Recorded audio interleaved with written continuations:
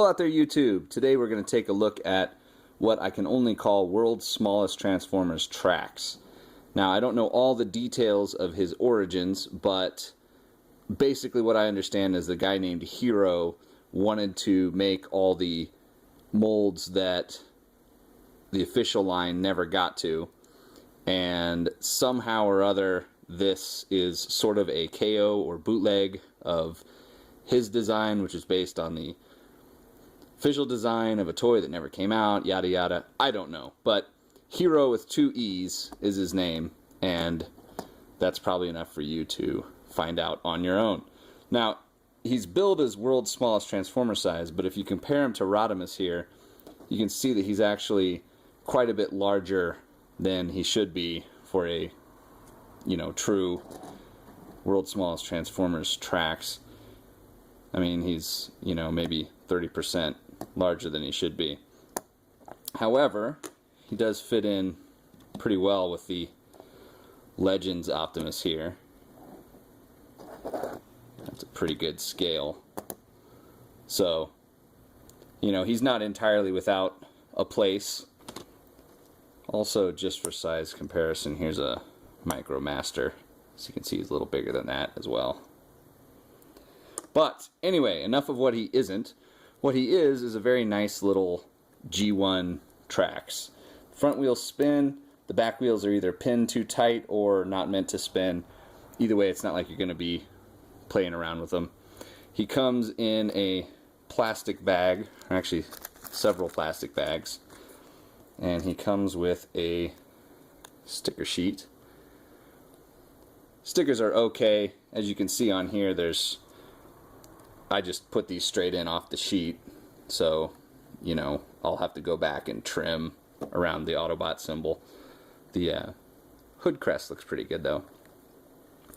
But anyway, so that's what he looks like. Let's transform him, which is of course very simple.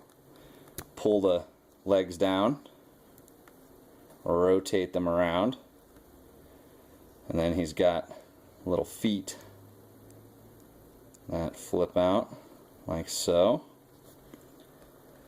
And then for the top, this part's kind of fiddly, and I can only say be very careful because these arms do not want to flip out easily. It's a jump cut there as I struggled to do it. Flip his hood back like that, and then he has his wings, which will flip out like that. Okay. And then he has tiny little arm sliders to pop out his minuscule fists. With the fists flipped out, we can bend his arms forward just a little bit just to give him a better silhouette. And there, more or less, is our Tracks, who doesn't like to stand. And the reason he doesn't like to stand is that his heels, he's got this piece of the front, the hood, that comes down and makes it so there's no flat surface. So he's basically on his tippy toes and then this thing.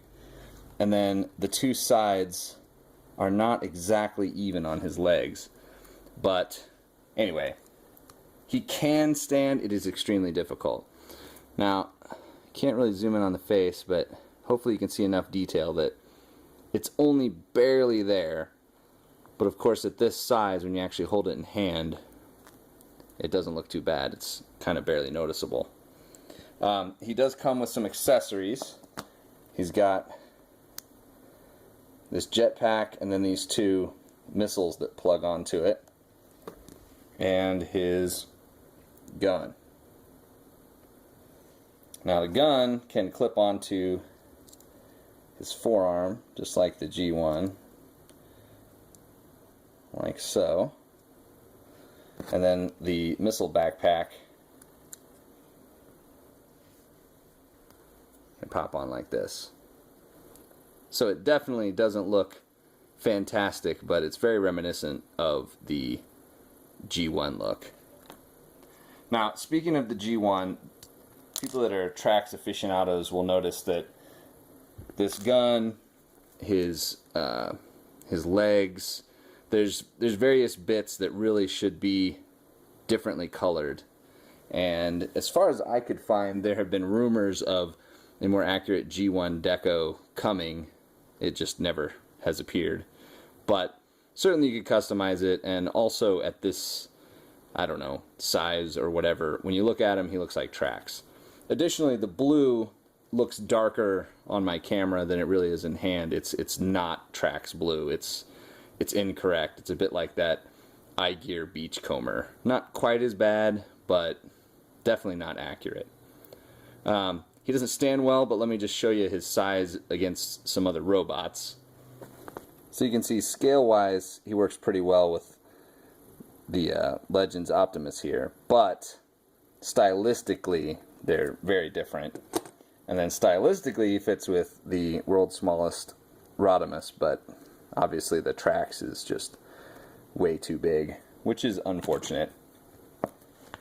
But when you put it all together, this is the type of toy that you're either in for or you're not.